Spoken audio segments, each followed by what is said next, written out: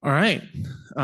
Someone asked about security concerns, so I think our next speaker is going to address that. Hi all, I'm Amar. I'm the founder CEO of Protecto. Today we'll be talking about privacy, safety, and compliance, a topic most developers hate. They'll rather do their taxes than talk about privacy compliance. We hope to change that. So we have made it very simple. So I'll tell how simple it is with Protecto. So let's start with the problem statement. So when it comes to Gen AI, doing a proof of concept is very simple, right? From going from proof of concept to production is extremely hard. I was talking to a head of AI app development for a healthcare company. What she was saying, even without privacy concerns, simple knowledge-based kind of search, RAG, the ratio is 1:6, 1 month of POC, 6 months of POC to production. So that is something very common in AI. Why is that, right? If you think deeper, why that problem is, here is a common concerns enterprise have, right? So security, privacy, IP, compliance, these are the common hurdles when you move from POC to production. Easy to show a simple use case with a POC and get the approval. But when you want to go into production, all these things come into play. And why is that, right? The world is changing. From an enterprise point of view, if you think about it, from a developer point of view, we understand, yes, the world is changing. Yes, it's great. But from an enterprise point of view, they are moving from a very predictable application to non-deterministic application.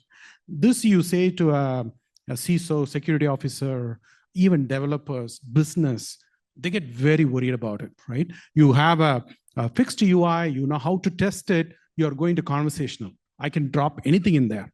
That worries them, right? Think of a predictable versus non-deterministic, right? Here are the 10 use cases. It passed. Here is a SOC compliance. It passed. I'm going to release it. That's not going to happen. Now they had to rethink everything. So this is where the hurdle starts coming in, right? When you think Gen AI, anything AI application from POC to production, you have to address these questions. You have to pay your taxes. So I'll walk you through some of the strategies and how Protecto can help. So let's start with a simple, since it's a very dry subject, easy to start with a simple use case, right? Here is a customer, is a real world customer. They had 50 million claims data.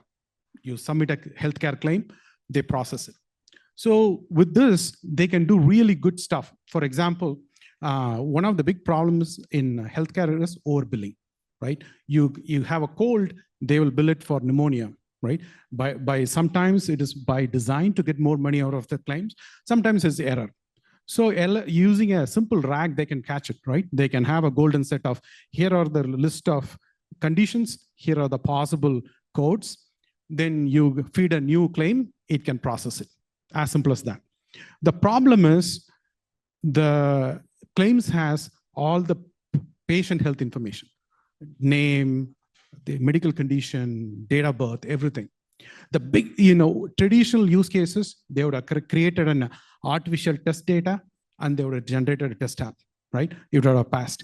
In this case, no, it can be done because somebody has to validate, right? A developer or a tester, somebody is going to validate the data. They had to see the real data, not the synthetic data. And synthetic data in healthcare has other complications. So in this use case, how to solve it, right?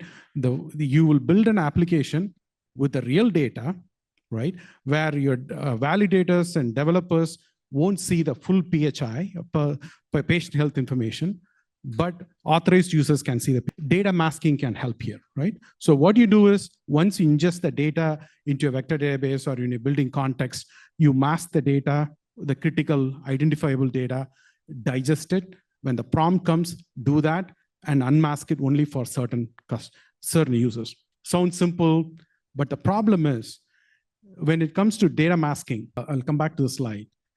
Here's a simple example. So data masking has been for like 10, 20 years. When it comes to AI applications, it is not that simple. I'll tell you why. Here's a simple example. There are 3 statements. hey, the gist of it is, if there is a problem, if the first level support didn't handle it, escalate it. That's what the instruction says. And the prompt says, okay, the first level support failed. What should I do? The right answer for it is escalate. This is what you're expecting from your any of AI application you're building. But once you mask it, right, you pass through any masking tool, it is going to remove all these names. Now the context is collapsed. Your LLM will quickly get confused. It'll give you wrong answers. Make sense? This, right? When you do a data masking, when you remove the identifiers, your context or the value of the data goes down. So your LLM will start producing inaccurate results. A lot of times you will try to fix that in your retrieval, or you'll try to fix it in your prompt. But the problem is in your data when you masked it, right? Here's a simple example, but let me take it a little further. So how do we solve it, right? Here's an example. How we solve it is, I quickly brush past it because I can quickly show in a demo that might be easier. So here, what we do at Protecto is we take the data, we mask it, but we mask it very consistently.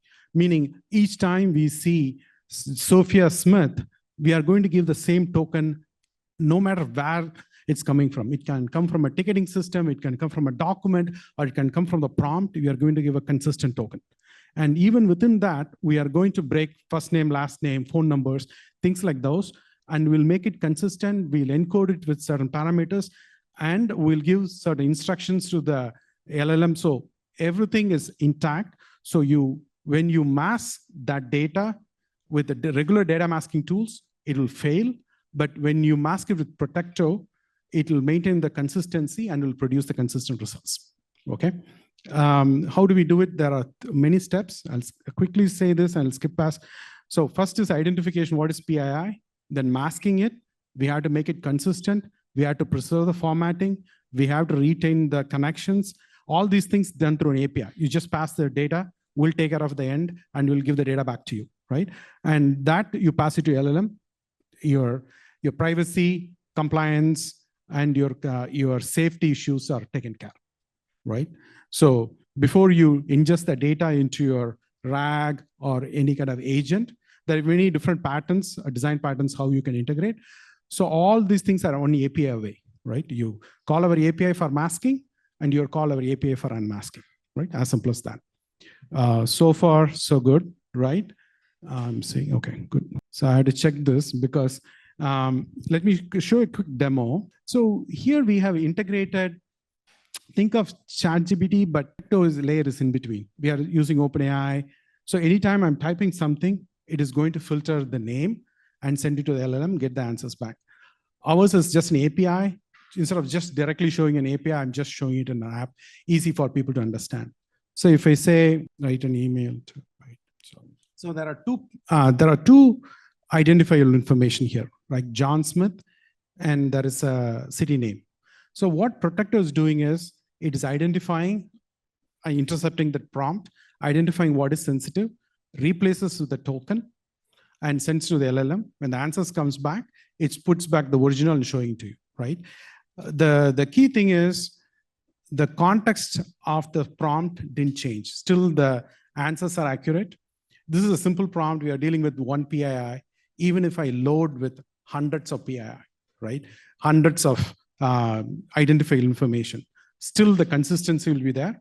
Still the accuracy will be maintained.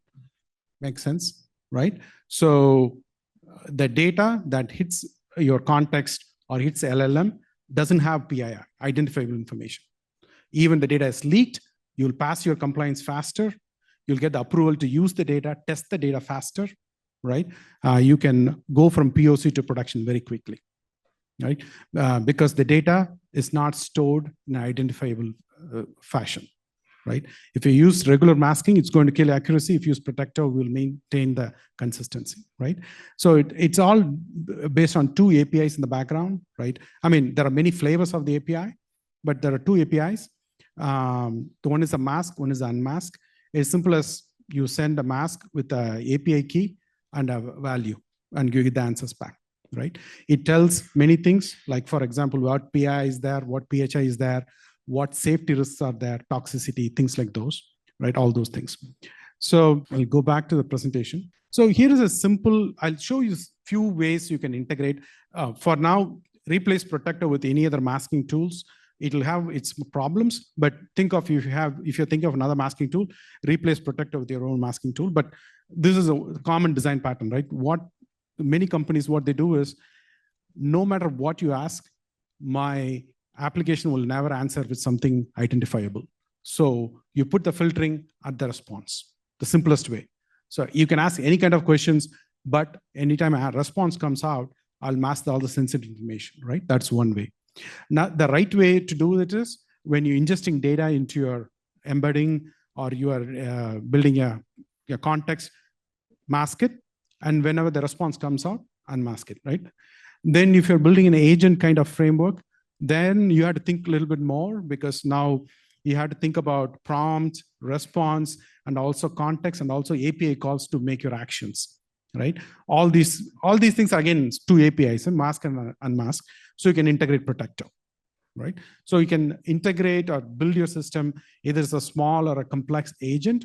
You can make it privacy preserving, compliant, and safety, okay? So a few things to consider when you're thinking of either using Protecto or any other masking tools. So as I said, from POC to production, few enterprise features will become critical. For example, the accuracy of finding the PII, right? What is sensitive? So we have tested our models against many different test data. We have optimized over years. You have to make sure the tool you're picking can identify what is sensitive, PI, PHI, much accurately. That's one. Then you have to think about the scaling problems, right? The scaling problems are, you have to think about high availability, disaster recovery, these kind of things. And most importantly, within a same company, different teams will have different needs for masking, right? You might have a healthcare customer who will think the set of things they consider sensitive, versus a finance customer versus in retail will be completely different, right? So when you're building either internal or external application, understanding and ability to support these customers becomes critical. So you cannot just mask everything. You have to provide policy-based masking, right? So if somebody is from a different industry, you have to give a different policies. You have to make sure the tool you pick or the tool you're developing supports that, right? Then your tool will also go through the same compliance checks, privacy checks, things like those. So audit trails, the compliance requirements have to be part of your masking tools as well, right? So these are some of the things you should keep in mind when you're picking the right tool for your privacy, safety, and compliance, okay? So far, so good, right? So I'll keep going. So this bit about us. So some of the leading companies use us. Automation Universe Agentic Framework uses Protecto in the background for their data governance and safety and privacy. Nokia uses us. We are working with some of the leading brands in healthcare, like Inavalon uses us. Here is a QR code. Connect with me in LinkedIn. Happy to chat anytime, right? I can give tips on masking sensitive information or proving compliance, things like those. Happy to help you with adopting Protecto, but outside of Protecto also, if you're interested in the topic, happy to connect, right? That's about it. I can skip these things. Yeah. You're so far away. I can just speak. Should I use the microphone? Thank you for the presentation. I'm curious about the logic of how exactly the masking works. Do you develop your own like NLP model, which predicts what to mask, what not to mask, or do you use an LLM for this? So we have our own NLP model, entity recognition model. We tried LLM. Few reasons why we didn't go with an LLM. One is, though we are a SaaS, many of our customers want us to run on-prem, right, on their cloud, right?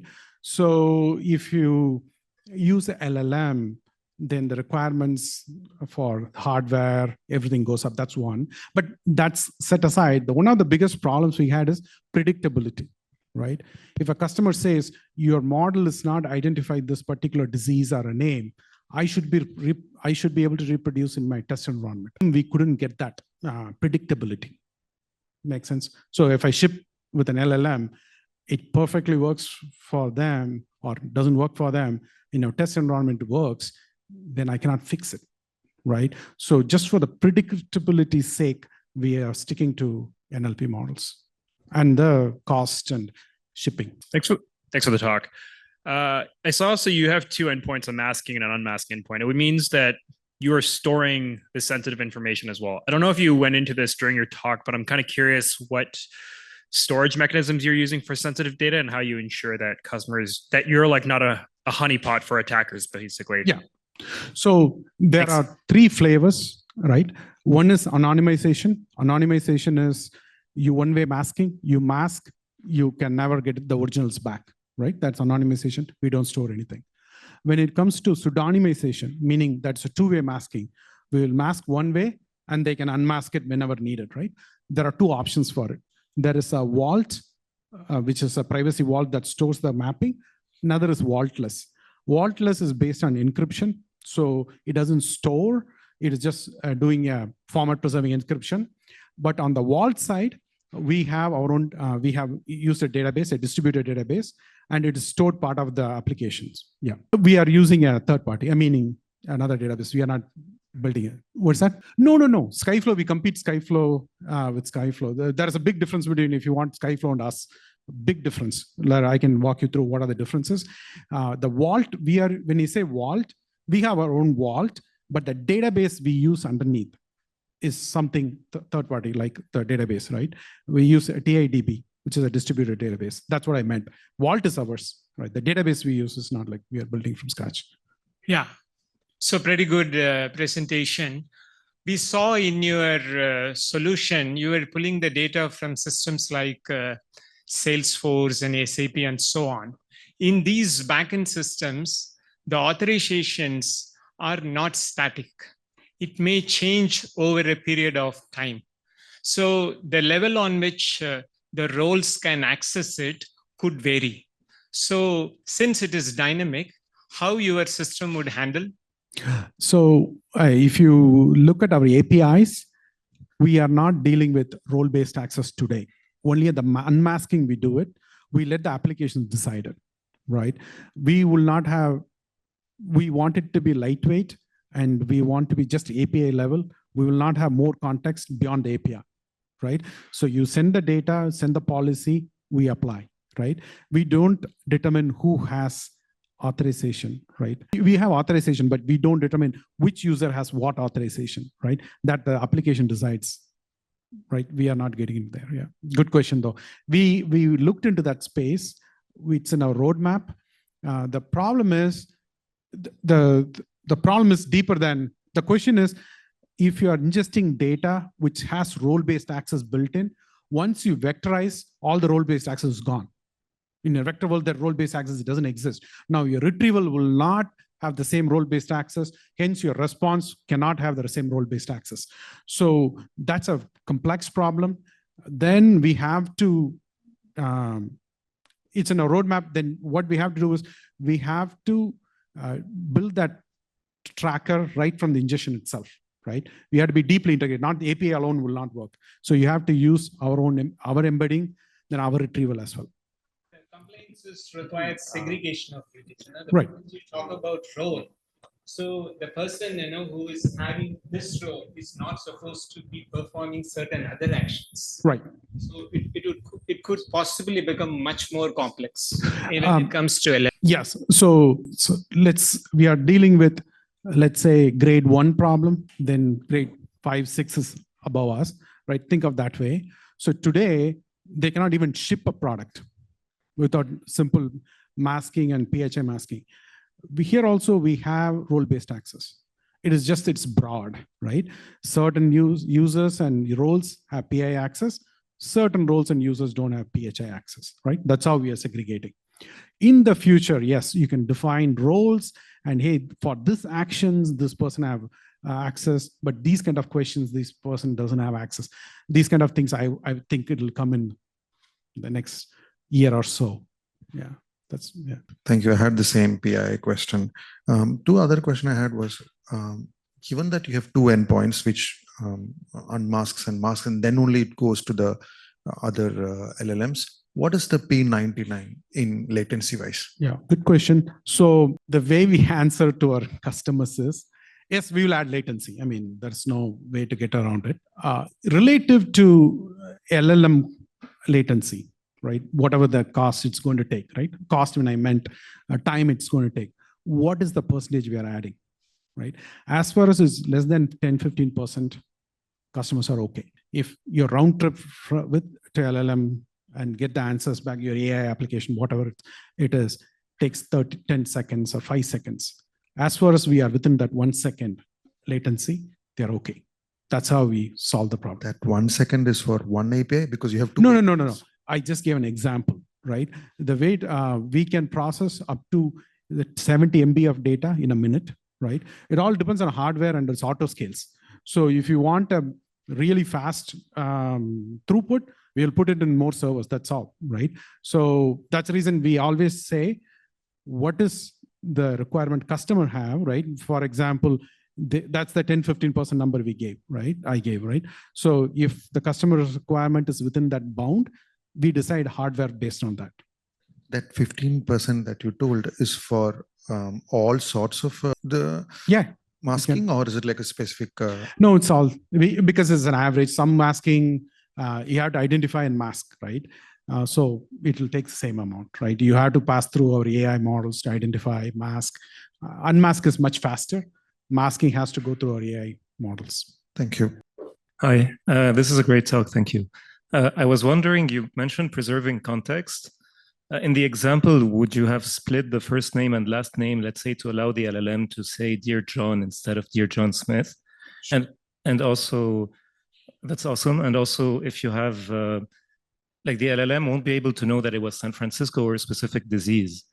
Did this change anything in terms, did your clients need to change their prompts accordingly because they're working with mask data in any of the applications? So between the entities, we give the different prefix and suffixes, right? So the models will know the difference between a disease and the city. It won't know what city it is, but even within, if there are two cities will have different codes. So it will know, right? Certain cases, for example, one of the customers, they want to analyze based on area code, right? There's another customer, they want to do it on the zip code, first 2 digits of the zip code, right? In those cases, we keep the 2-digit consistent and the 3, again, masked, but consistent, and the 3 digits separate. So you can go deeper into the, like just like first name, last name, yeah, we can do that, right? So I didn't go into those details, but our product has those capabilities. Okay, yeah. Right. And I was wondering, the LLM cannot make the assumptions it was making on San Francisco specifically, or a disease being a big disease, or yes. Yeah. So if you're asking what is the distance between a particular address to another address, yes, it can answer that. Yes. Yeah. Did this impact any of your customers? Thanks. In the use cases we are dealing with, that's a trade-off they are making, right? As I was saying, the product won't even ship, right? If it won't not even ship, it will not go from POC to production. You will not even have access to the data. Then what do you do, right? So this is the best. So will the masking change the response sometimes? Because, for example, a certain disease, you will, the hospital will bill for a certain price, but if you mask it out, and then it couldn't generate the bill. So the way to deal with that is policy-based masking, right? So for that prompt, you need the diseases in, you apply a different policy, right? The product will apply a different policy. Let the disease go. It will take the patient's name and the identifiers out. Still, you won't know which patient we are dealing with. The diseases will go through, right? Makes sense? The second way one of the metrics we track is called response accuracy retention. That's a metric we track, RARI, right? Response accuracy retention. And we constantly test it, masked, unmasked, masked, Protecto masked. We constantly test this. What is the accuracy loss, right? As far as the unmasked, and the masked with Protecto, the accuracy loss is within few percentages, it's okay, right? For that use case. If not, they had to change the policy somewhere, right? But the previous question, right? Still, you will not be able to answer the distance between two places. For that use case, it may not be important. So your accuracy loss will not be there. Makes sense. So you had to think about what is my use case? Here are the possible scenarios. Here are the response without masking. Here is a response with masking. What is accuracy loss, right? Time for one more. Hi. So the masking, is the concern ever that the prompt becomes extremely large after a certain period of time? Not really, because PII density, right? Not every word is a PII. Right. So it's not going to dramatically change, double your token size or anything. Okay. It could, theoretically it could, but most cases, no. All right. Again, think of, you cannot even ship the product. You understand? Right. So and these are high value use cases. The use case I was telling about, the claims billing, it's a $200 billion problem in the industry now. Identifying overbilling alone, okay? So these are high value use cases. Cost is not a problem. Okay. Does anyone have any last question? One last question up there? All right. Let me talk about the billing claiming part. One of the fundamental problems in U.S. healthcare system, we don't have a national health record system, even like I didn't have. So if you're removing enough signature of the stuff, one of the medical record workers have 5 Jennifer Lopez. I'm not joking. It's based on age and address, and they extract out. More often you mask, it's hard to get things out, figure out what it is. No, because we don't have national health record numbers. It's a fundamental problem. We don't know to track this stuff, so we had to get as much information out to able to ID the person for claiming process. So what you're saying, don't even collect the data is what you're saying? No, because you have too many names of the same person in the database, and you might have the wrong surgery at the same time. Right. But more data you're removing, it's hard to get claim. Trust me with that. I'll rephrase the question. Correct me if I'm wrong. So the question is, if there's multiple people with the same duplicate names, will that add no more noise, right? So I was one of the metrics we track is the response accuracy retention. With the unmasked data and the masked data, is the accuracy same? The problem exists in unmasked data too. So we are not adding that data or removing anything more. So that problem will continue to exist. I mean, we are not touching the problem technically.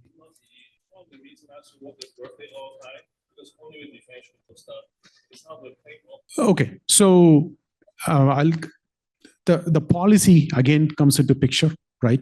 In some cases, people say with your zip code, age, and gender, I can identify you. A lot of people say that. But when it comes to claims, it's up to so always the privacy, security, compliance is a dial, right? One extreme is your data utility, right? No mask, nothing. That's 100% data utility, but privacy, compliance, security, 0, right? Other extreme is lock your data. 100% security, 100% privacy, but no utility, right? So we are in that curve. So customer has to decide, I'm going to enable the use case. Yes, somebody is smart enough to connect 3-4 data sources and pull somebody out. Yes, they can. But will you not enable data and a use case with that risk? It's the trade-off they have to decide. Yes, customer's decision. Yeah. Cool. Thank you, Amar. Thank you. Appreciate it. Please connect me in LinkedIn. Happy to chat more. Thank you. Thank you.